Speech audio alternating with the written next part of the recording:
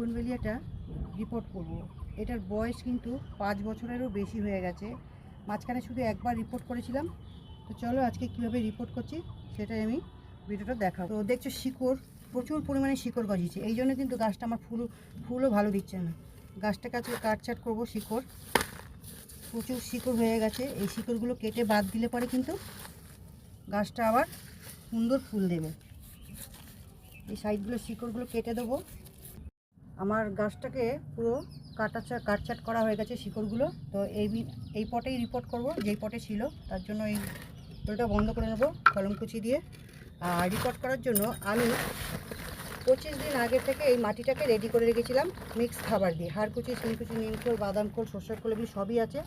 দিয়ে মাটিটাকে ময়েশ্চার করে আমি 25 দিন আগে রেডি করে রেখেছি। তো এইটা দিয়ে আমি গাছটা বসাবো, তাহলে কিন্তু গাছটা ফটাফট খাবারটা নিতে পারবে, তাহলে লেট করবে না। চলো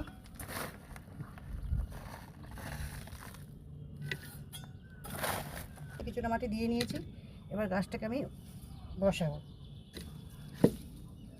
এটা আমার যেহেতু 5 বছরের বেশি হয়ে গেছে গাছটা, এই জন্য মাটিটাকে আমি খাবার টাবার দিয়ে একবারে বসাচ্ছি। মাটিগুলো গ্যাপের ভেতরে খুঁজে দেবো, আর কিছুটা জায়গা রাখবো, কেননা সারা বছর খাবার দিতে হবে গাছের গোড়াতে, তখন কিন্তু পুরো টবটা ভরে যাবে। যে খাবার দিলাম, আর কিন্তু আমি খাবার দেব না।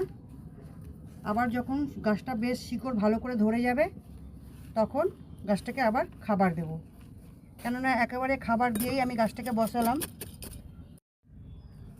গাছটা কিন্তু আমার বসানো হয়ে গেল। এবার করব কি, এই 1 লিটার জলে এরকম 1 গ্রাম, এটা হচ্ছে হিউমিক অ্যাসিড, এই 1 গ্রাম হিউমিক অ্যাসিড এর মধ্যে গুলে দেবো। এই জলটার মধ্যে দিয়ে দেবো। জলটা জলটাকে কিন্তু দিয়ে এরকম কালো হয়ে যাবে জলটা। এই জলটা কিন্তু আমি এই শিকড়ের মধ্যে দিয়ে দেবো।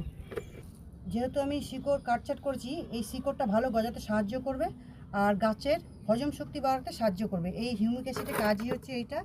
তোমাদের যাদের কাছে হিউমিক অ্যাসিড থাকবে, পারলে দেবে, না পারলে দেওয়ার দরকার নেই, কোনো ব্যাপার না। হিউমিক অ্যাসিড ছাড়াও গাছ ভালো হবে, দিলে ভালো, যার কাছে থাকবে সে দিয়ে দেবে। আর এই গাছটাকে অন্ততপক্ষে 4-5 দিন আমি রোদ আসে না এমন জায়গায়, ছাওয়া জায়গায় আমি গাছটাকে রেখে দেবো, তারপরে ফুল সানলাইটে দিয়ে দেবো। ভিডিওটা ভালো লাগলে লাইক, কমেন্ট, শেয়ার করে দিও। টাটা।